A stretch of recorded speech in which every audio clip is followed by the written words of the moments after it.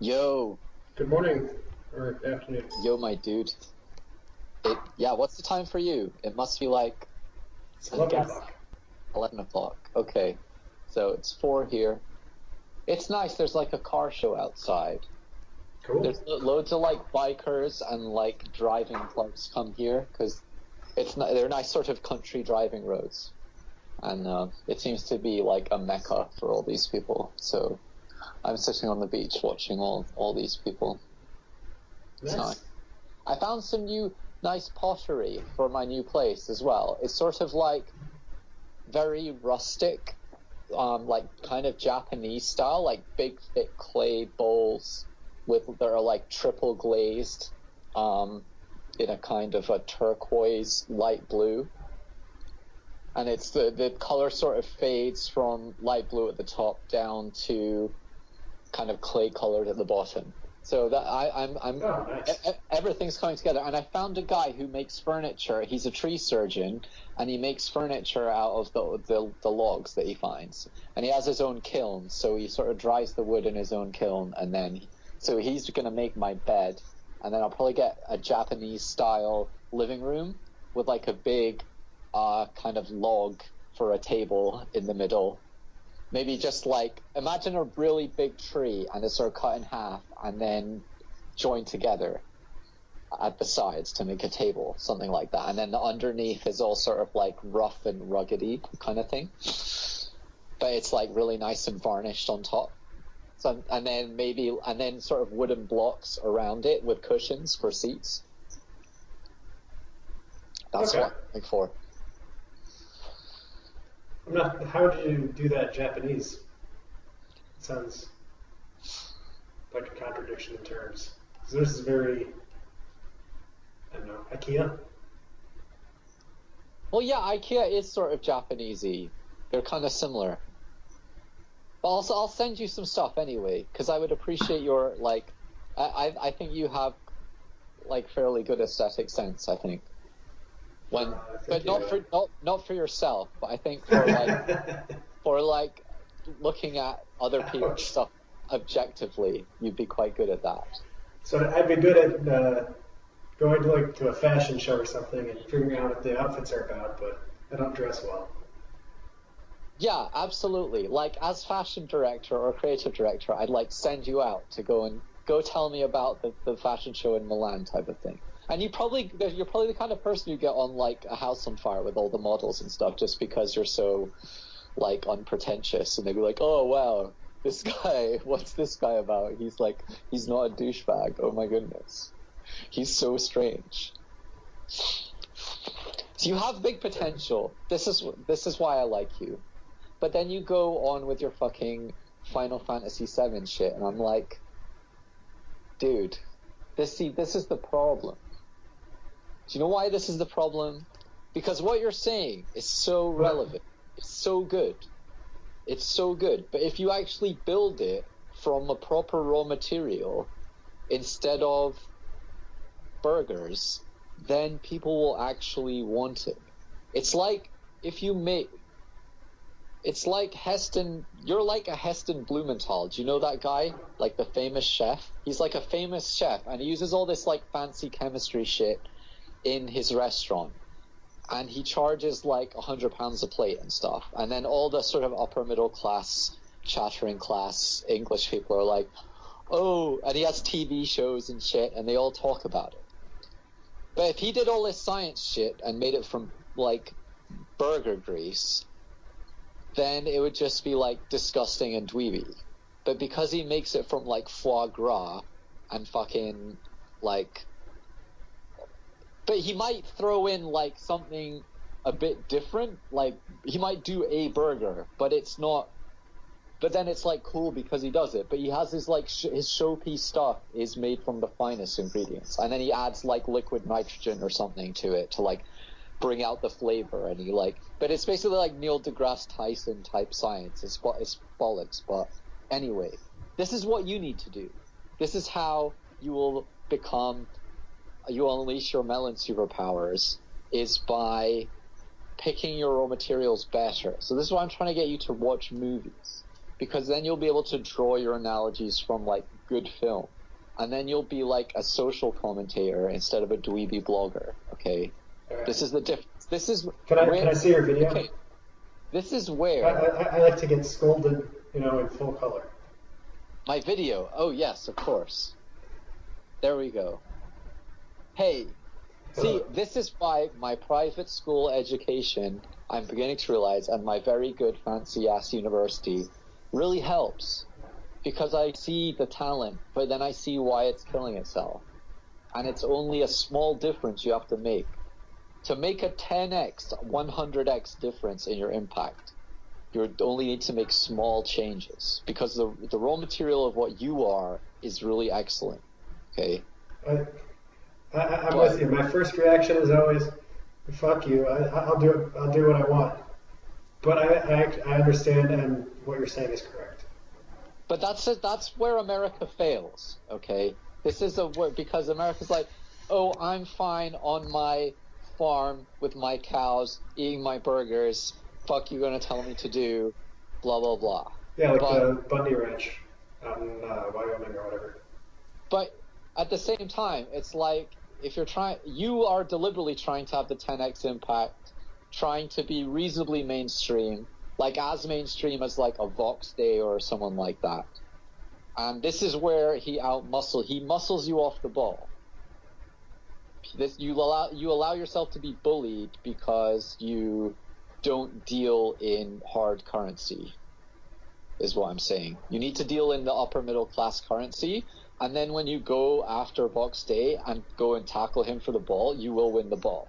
And he won't be able to do some dodgy shit like poke you in the eye and like run away, Then it'll be fair and fair. Okay. So sorry to open with that, but I just feel very strongly about it because I hate to see my friends just like underselling themselves, man. You shouldn't do that. Also with girls as well. Just the whole thing. Just making these small changes will 10x a lot of shit for you. And shit operates on a logarithmic scale. Okay? So between lower middle and middle is 10x. And then between middle and upper middle is 10x. So, but for you to 10x your shit, I swear to God, you just need to like tweak a few things. I think we're going to make Pareto the patron saint of... Pareto is the patron saint of real-world engineering, okay? When you actually want to make shit work in the real world, the real badass operations engineers who are put in charge of like $5 billion worth of kit, their Pareto principle is always in their mind. Every single day. Yes. I'm actually glad we started off with this because one of the major problems I have with listening to my own podcasts with you and with Boneflower and with is that I don't talk loud enough. So I figured the best way to overcome that would be to get me in an adversarial mood. Yes. Get a little offended. And this is going to speak to a lot of people watching this as well. Because it's sort of like the Jordan Peterson moment where your parents always told you tidy your room, you never did. Jordan Peterson tells you tidy your room. Oh my gosh, this man's a genius. Like, come on now. If you want to, okay, women. So let's talk. Okay, I know. I'm just going to talk. I'm just going to talk because I'm in that kind of talking mood right now. Women want to date nerds. Okay, this is where people have it twisted. They have something twisted in their mind. Women want guys who can hold down a technical job that pays like $80K, and especially if you can do it remotely, especially if you can live somewhere nice and cheap, countryside, work remotely, earn like $50 an hour, and pay all your rent bills comfortably. Girls want that, okay? But what they don't want is a guy they always have to make excuses for socially, okay? So if all your shit in conversation is boiling down to My Little Pony shit, okay, I'm sorry. Then the cost benefit begins to swing against you. But if your points are based on like movies, TV, On the waterfront. yeah, stuff like that. But that's really, really good. And then if people haven't seen the movie, you say Marlon Brando. And then Marlon Brando's in Godfather. He's in Apocalypse Now. That's what people know him for. But then you can say, no, but that was Marlon Brando earlier in his career when he was a young man. And you should watch it because, you'll really see how he developed as an actor and things. People love that kind of stuff because movies shape culture. And everyone's seen Godfather. Most people have seen. So, what am I trying to say? I'm basically trying to say, don't make it like Aristotle and fucking Socrates, and don't go from My Little Pony to Socrates as well. This is a big problem people have. You should dip into Socrates when you're like 10 points deep into a conversation and someone's really hitting down a point and it's like a good thing. And then it can be like really good sparring. Like, say you find an Al Mellon and you find something about the theory of war, okay? He's going to love that. And then if you start quoting philosophers and stuff, then, he's going to really love you because that's the kind of shit he likes, And then you can start speaking Socrates, and then it becomes like, in a social situation, kind of a duel. And of course, if you're a TT, you want to let the Al Mellon win because there's no point like pushing that all the way to the limit. Because if you win the argument, he's going to dick on you socially anyway. So it's but So saying it's just not worth the cost of the escalation. Yeah, but the thing is, you can then escalate it to the Socrates Aristotle level. Okay, that's a good time. Or if it's a snake melon and you want to discuss Napoleon Hill, the laws of power, stuff like that, then you might find they're particularly interested in that. That's also cool. But never try and win the argument with these people, but win allies. Maybe make a good point. Frame things in a way that they haven't thought about it before. Then it becomes cool. And movies can very easily lead into these kinds of things because movies are about war, movies are about politics, movies are about relationships, conflict, changes in how people deal with changes in their society, all these kinds of things. So it can very easily lead to these more kind of academic discussions. If you find the right people, then yeah, you can make it more academic. But don't go from low culture to academic? Yeah, and then just don't do low culture at all with high culture people. And we'll do enough low culture that I know about it, that I can empathize with people who are in it, and then I try and elevate them like I'm doing now. Okay? I know enough about it that you can speak. I like to know enough about it that if people start dicking on Metal Gear Solid. Metal Gear Solid is good, man. I know it's good. So is Final Fantasy, but it's low culture. But yeah, we shouldn't. It's comic books with guns. Yes, basically. Okay. And it's soap opera. It's really soap opera. If we want to elevate ourselves, then we need to go high culture. If you want to do Sigma male, like super duper shit, what you can do is like disguise yourself in low culture. Okay, but that's different. Okay, that's if you want to like stealth people and like, but this is not what your average sort of someone who's flipping between delta and gamma status, who probably needs to be a beta status, needs to do. A beta status, you need to have watched 100 movies, you need to have read 100 books, and you need to be like solidly grounded in popular culture and be able to speak intelligently, give people new perspectives on things, and be a good, solid man that can be relied on. Not to like turn conversation shitty and weird or have your partner kind of having to sweep up after you in social situations, etc. Okay, so that comes with making the effort to go on the IMDb top 500 and pick the 100 most interesting films off that and start there. And you'd be surprised. You watch a film, if you go to the effort to watch a film every night, then in in 4 months, you've seen them all. I'll do one every Saturday night. Maybe if I want one every Saturday and Sunday night, that's 100 in a year. Yeah. So I think 2 per week is good, and because as well, movies, they take a couple of hours. A book might take, it's a lot less heavy going than reading. And I think you could actually, if you watched 100, maybe 200 films, then you could probably get away with like 50 good books. Like you could, in terms of use of time, movies are probably best. Especially like some good Italian films that really go deep into some of the more existential ideas, political ideas, kind of Kafkaesque bureaucracy, all this kind of stuff.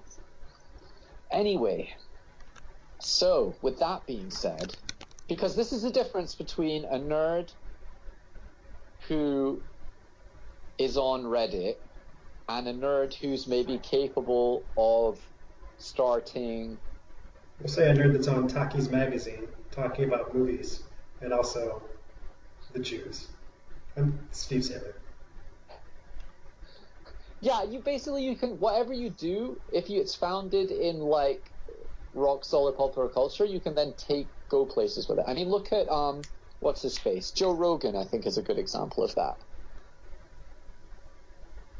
Because he's sort of like a man's man, but he like understands your everyday people. He like deeply understands the everyday American, and he understands like American culture. Like he's read enough about it, and then that then gives him a platform. He can go off in all different kinds of crazy directions. But he can do petrodollar. He can do pyramids from space. He can do all kinds of crazy stuff. Like reptilian aliens. He can do all that shit. But then but it's still cool. And it brings it back around. He's like, I talk about this stuff. Really, what I want to do is smoke weed and eat a nice, juicy burger. I just did a metaphor there. I'm pretty proud of myself. Well, you see, but the thing about Joe Rogan is he's pitching himself at a certain level. He's sort of like your warrior bro who goes to the MMA gym and maybe works as a security guard and maybe at the fish plant, and then goes drinking with his buddies. Like that's the level he's going for. But I think the people listening to this blog, if they're really to maximize their potential, they should be going for a more upper middle class crowd with more disposable income, a more discerning mindset, and more interesting concept porn. Absolutely. But you have to anchor yourself in what they're comfortable with. Just as Joe Rogan anchors himself in like weed and beer, parties, fighting, you need to anchor yourself in the upper middle class mentality. But then from there, you'll be surprised how far you can go. Just like Joe Rogan branches out, and then you can start speaking about all the difficult things that are facing people today. Because a lot of these people, they really want to understand. But if it's like if I grew up on an upper middle class suburban environment, it was very boring. But apart from that, it was like quite boring and lonely. But apart from that, it was a bit like Donnie Darko-ish, but. Like, I didn't understand any of the normal day-to-day sort of troubles that were going on around me. Like, you're just, as soon as you get to a certain level, you're just sort of floating around. Like, you don't see or hear any of it. So, but this is the whole purpose of, or was the purpose of Hollywood to begin with, was it held up a mirror to American society about the troubles that it was facing and the day-to-day struggles that people went through, and it helped. It was like a detox. You recycle it back in, and then it goes back into the mass public consciousness, and then people can process it again. And I think this is what the heavy sides of this world and others that probably heavy side would probably scoff at me saying, but I think that's what he should be doing, because this guy has so much, like, an insane amount of potential. That's where you should be positioning yourself, especially to do a blog like yours. If you really want to maximize the value from it and the influence from it, then that's where you should go. I guess I don't know what I want. I've been acting like that's what I want. So maybe I'd better get myself situated on that question. Get your whole shit together. All your shit. I wonder if that upper middle class existence that you're describing has anything to do with the commoditization of rap culture and reselling that to people who have no connection to the sort of struggles that produced it, so they can sort of experience them vicariously. But also, it's still been burgerized, right? You can't just completely remove something from its context and present it to somebody. They're not going to understand it. They don't have any of the priors. So you still have to put it in the context of what they understand. And I think that basically explains all of Netflix. Like every Netflix drama is about shitty people, speaking really sincerely to each other about their struggles, and then making terrible decisions like gouging each other's eyes out with rusty spoons, and then bemoaning how they're just in this shitty situation. If it weren't so shitty, they wouldn't be such shitty people. And I think that must be why it appeals so much to upper middle class people, is because they crave just struggle, period. That is true. So even though that's a really cartoon, like Netflix people are really cartoony. They're like, if you give somebody who's a comics writer the job of writing a dark and gritty, like, backwater town or something. I thought Breaking Bad was good. I thought Boardwalk Empire was quite good. But I cancelled my Netflix because you're right. They have all these series, but the characters don't really have much depth to them. I find. Well, it's burgers. Yeah, it is burgers. But The Wire is good. HBO do some good things. Rome was very good, but they canned that after a season. I thought that was exceptional. I'd make the case that all this stuff, the HBOs and Netflix, are the normie version of low culture. The normal fag, extroverted, pleasure/disgust-seeking low culture. So it's like the normies version of anime. I would say something like The Wire actually tries to tell a very interesting story about what America is like today. I thought Rome was very good as well. It sort of contextualized the struggles and the characters quite well. Because when I studied the classics at school, it was like Caecilius-esque Pater, it was like very formal and like quite dull. But it's a good to sort of bring these characters to life and give them a more human element and set them in context. I think that's very valuable to help sort of understand our history. And as a mass market product, I would say that that's quite good. It's more like Subway than burgers. I don't know. It's like an elevation of the thing. Or McDonald's introducing salads. That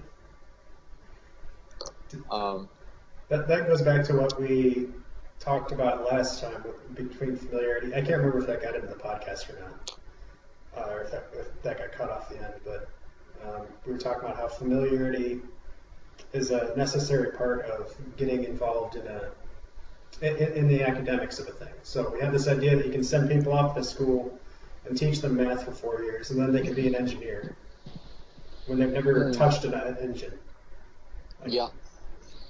So that's kind of like the classics education that you're talking about. It's just removing all of the blood and guts out of the thing, reducing it to pure grammar, and then thinking that that's studying the Romans, and it has absolutely nothing to do with anything.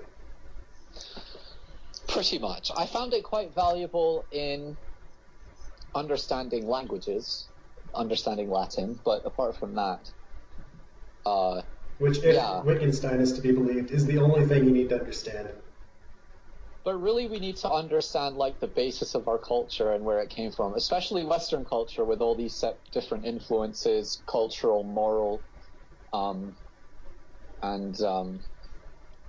Yeah, it's just so sad to just see all these people quite detached. And I think stuff like Rome, for example, is really great, a really great mass market product that it's a shame they canned it. And yeah, you're right about Netflix. I cancelled mine. I have Mubi instead, which every day they introduce a new independent film, and they have 30 films you can watch at any one time. And it's really interesting. Like Canadian films, Belgian, Italian. It's really good. But yeah, this is where people should be going. This is the direction that things need to go in for us to have a renaissance, I think. You mean movie as opposed to Netflix? Or movie as opposed to anime and Final Fantasy? Both. But you should, before you go to movie, you should ground yourself in films in general, and then you can become like a sort of a film connoisseur, and then you can become an interesting person. Just for sort of sitting and watching movies, that can make you like worthy of conversation and interaction. So it's like it's a quick win solution. So counter breaking the class barrier. So counter argument: how do I use that upper middle class patois? Is that the right pronunciation? Yeah. All right. So how do I use my patois to talk to the people that I interact with, who on a day-to-day basis, who do not? I think they call them lower middle class, right? Like everybody's trying to go for the upper middle class, and they sort of hold that up as the ideal standard, but they don't actually aspire to get there. Yeah, what you'll find is, I found you end up with people being envious of you and henpecking you, basically. That's not that we're supposed to be. I never found the solution in my work life, but then I managed to sort of change up my whole life and escape that and get into startups and all kinds of new interesting things. I still have some way to go on that road, but I think at some point you have to elevate yourself, because if you don't, then you become hyper normalized to something that has no future anyway. So there's kind of an argument that you're damned if you do, damned if you don't. I wonder if that has anything to do with meme culture being that mix of the high and the low. Well, I think meme culture, there's a really interesting talk I saw at the Oxford Libertarian Society a number of years ago about the purpose of jokes in the Soviet Union, and how jokes were the way that people were allowed to describe their reality without being locked up by the secret police. There was sort of like, and the jokes sort of became memes. And I think it's an extension of that. And also, there's certain genres of culture that were allowed to sort of self-critique the Soviet Union as well. I think science fiction is one of them. So things like Fantastic Planet, Solaris, Stanislaw Lem, his work is like, because it's so cartoony in some ways, because it's so outlandish, and it's all set in space or in some like imaginary universe or something, then he is allowed to then turn the mirror back on his own culture from that place. So yeah, I think these are sort of white blood cell mechanisms that society uses to heal itself, and bypass all the black market dynamics that we were discussing before, the confusopoly stuff. Well, I see that in every totalitarian state. It seems like that. I don't know if North Korea has their version of this, but the samurai allowed the kabuki plays because they were seen as high art due to the difficulty involved. And the Soviets, and you're saying a lot in science fiction movies, especially.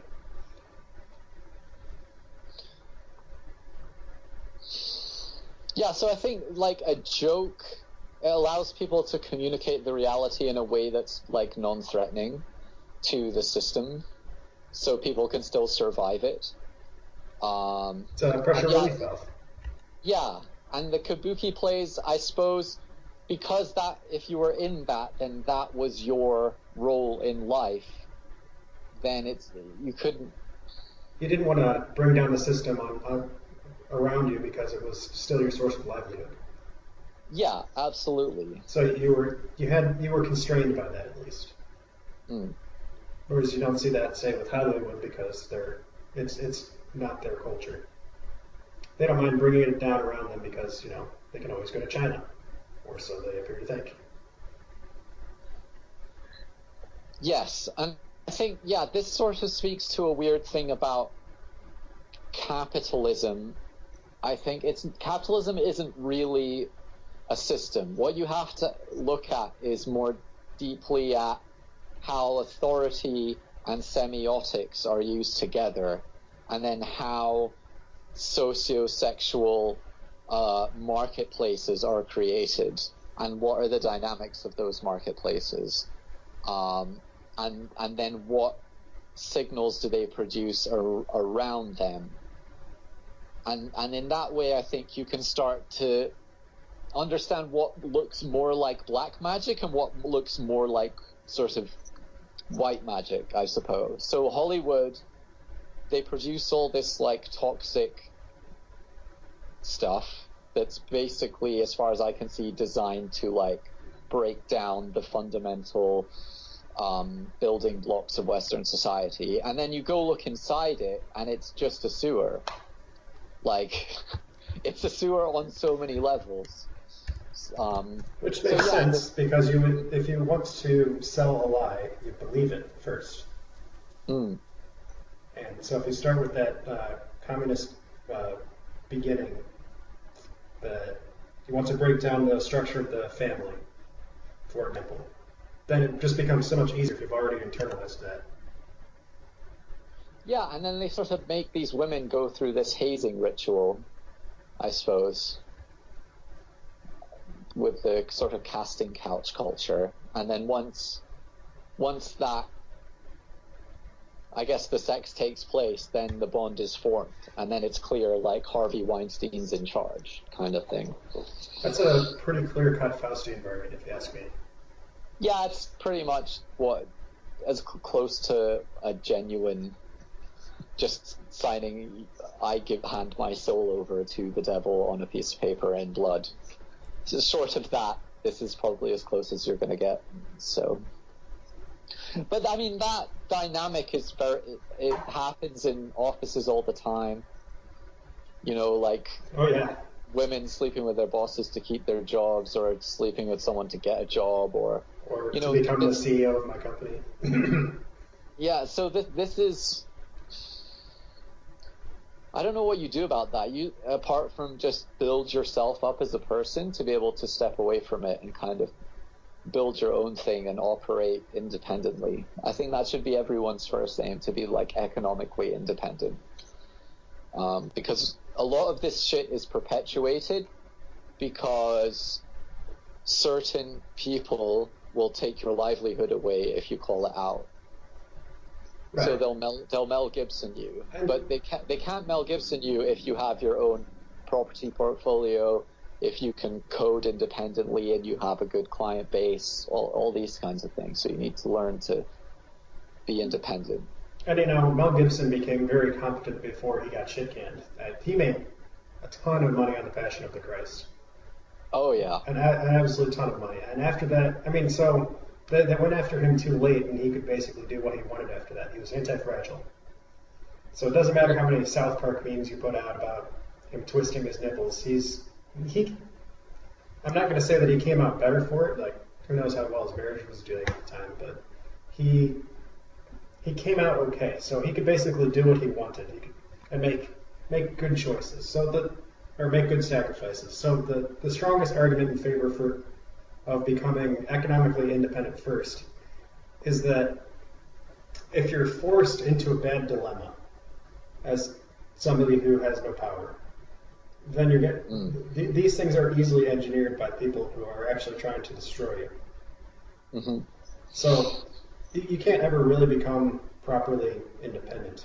But what you can do is sell yourself more dearly, I suppose is one way of putting it. But really, you can make anti-fragile choices versus a person who just gets destroyed and gets forced into it because they waited too long to become powerful. Yeah, I think a good way to start to become powerful before you make a move is like demonstrating thought leadership, building a good anti-fragile skill set that probably involves some kind of artificial intelligence, robotics, Web 3.0, like blockchain, like get your head around this stuff.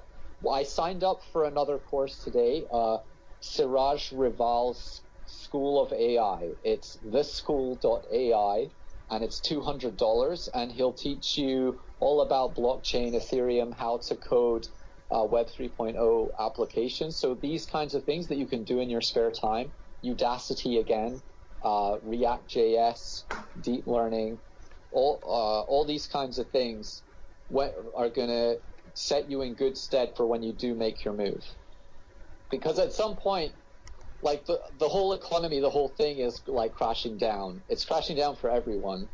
And if you can either, like I said last week, you can either go and hide in your bunker like Tex has done, or if you don't believe the world is going to nuke itself, then it's going to have to move to some kind of Industry 4.0 thing with the robots and all that kind of shit. So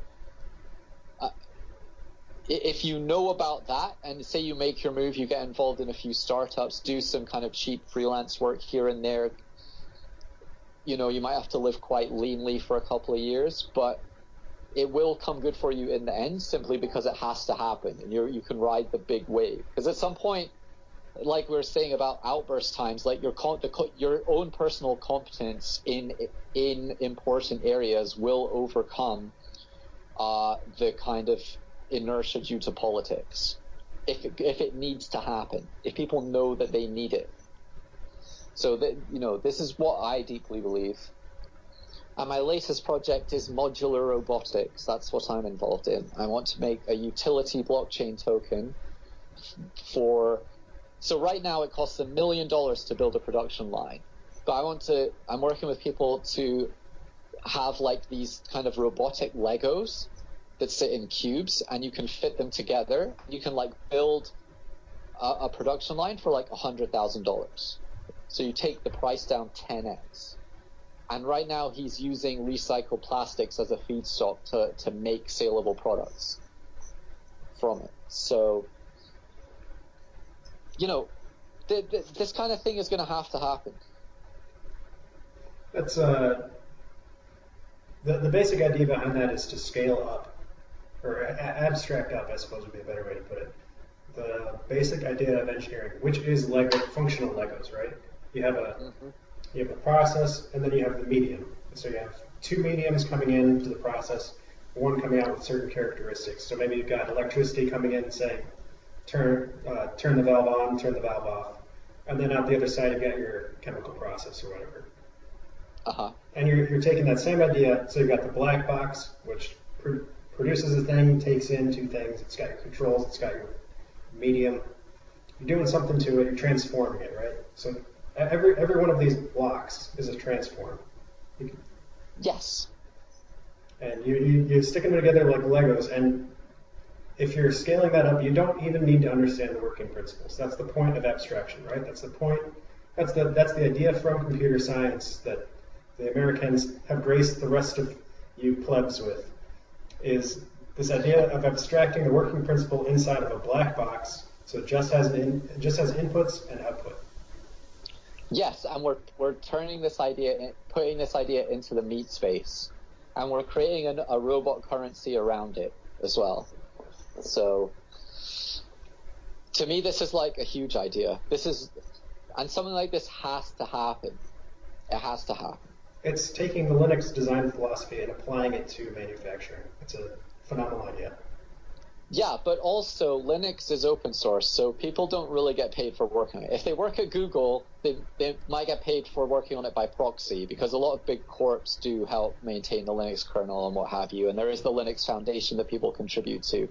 But it's still fundamentally open source. But what we're creating would be like a Linux currency where all your code commits turn into a financial asset that then produce passive income as and when people use Linux.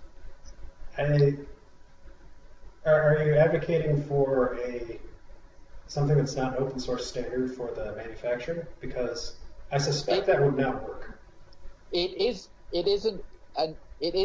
fundamentally the same as Linux with using your Git repos to track the changes, the Merkle trees.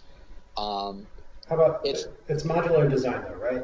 You start with the little bits and you put them together to make whatever you happen to want. You package it and you sell it off as another black box. Yes, but what Linux lacks is being able to assetize people's code commits and paying the developers based upon how often their code is used. Do you see what I mean? Yeah, it does like that. So really, Linus Torvalds should be as rich as Steve Jobs was, in my opinion.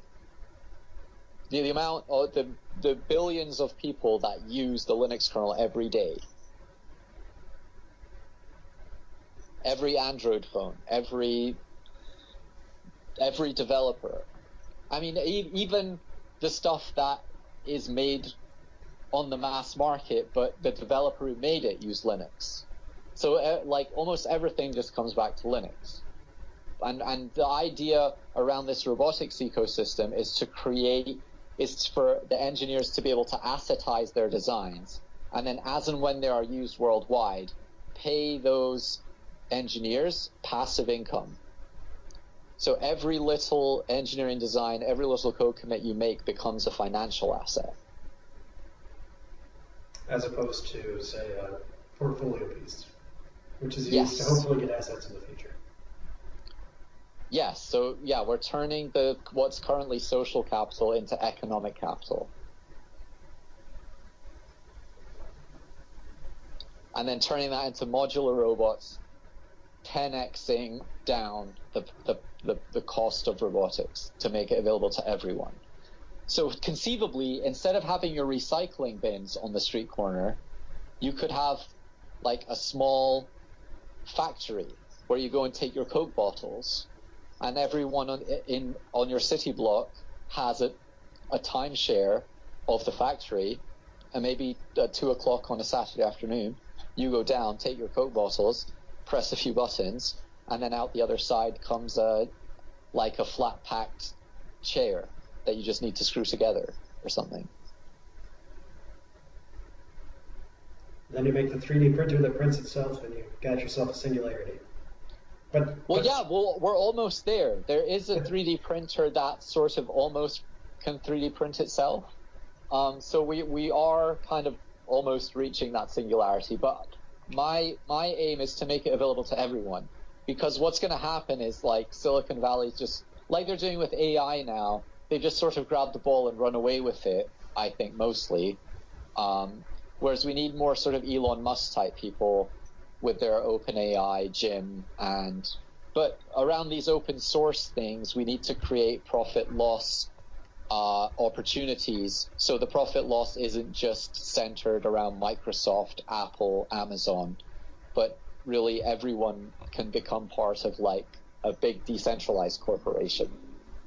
I have to take a quick moment to disavow the singularity thing as something, because it's a perpetual motion machine, and that offends my sensibilities. But that's, insofar as the idea of you use tools to make tools, that's just making a longer wrench.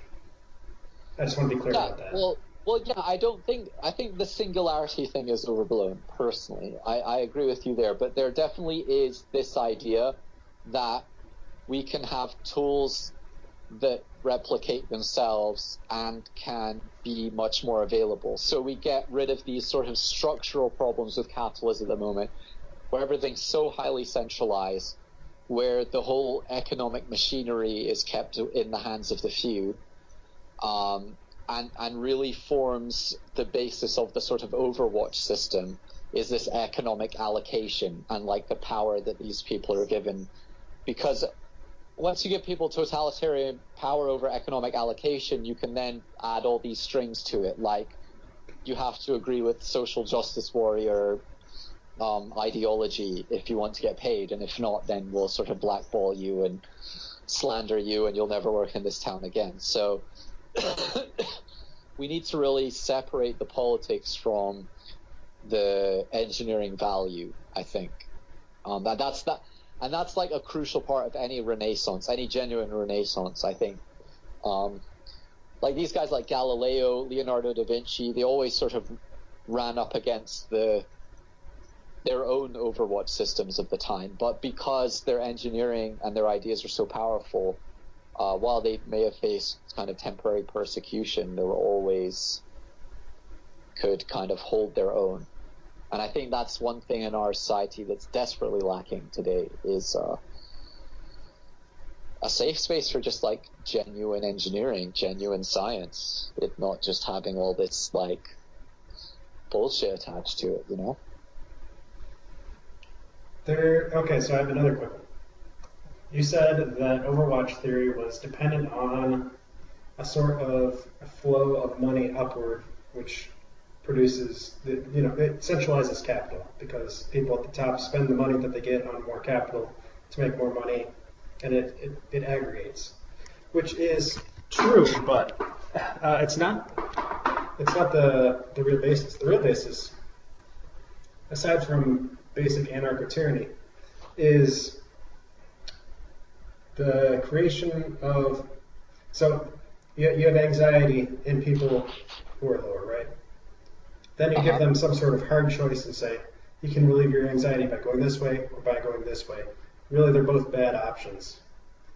But the person has to, they have to do something. That's what they feel. They can't exist and continue to exist in their suffering because in our culture, we believe that suffering is a priori evil or bad. People who suffer do so because they're evil, and their suffering itself is an evil. So you have to remove it in all cases. It's the basis of utilitarianism, right? It's this idea that you have to minimize suffering as its own good, which is one of those things that's a little bit true, but not enough to use as your founding principle for everything that you believe. Yeah, I sort of agree. Okay, so my point is, a universal basic income in and of itself probably wouldn't work. But what you need to do is be able to get this sort of powerful manufacturing technology in the hands of sort of your high sapiens, joiners, carpenters, like tradespeople. I agree. So, and if you get to that stage, then that choice of going with the bad side becomes less harsh, because you can still sort of be okay as a hobbit. And especially if you have a laptop and you can do a bit of engineering in your own time, maybe you can spend 6 months coding a major improvement to one of the cube modules and it's relatively popular. That could then be your financial independence for the rest of your life. Instead of putting in because a lot of what happens is you go spend all this time at college, which is a huge investment of time and money. And then to make it feel worthwhile, you kind of join Lockheed because, I need the brand name and then it just becomes this constant chase of diminishing return and constantly sort of giving away yourself financially and spiritually, and then people get trapped in it. But what I feel is... Hang on, I'll explain that for you. Okay. The point of joining Lockheed, the point of using your commits to get into Lockheed and get a nice job is to suck at that teat, which I was talking about before. People who don't have any position in society, they're crushed. The leash flows upwards, and what the winning strategy has always been to suck at the teats of, we'll say, government or the state or whatever, for that budget money, and then hopefully you do some good on the side, or eventually you get tired of it and you go into the technocrat rebellion or whatever. Which that's what we're seeing with the Trump thing. Which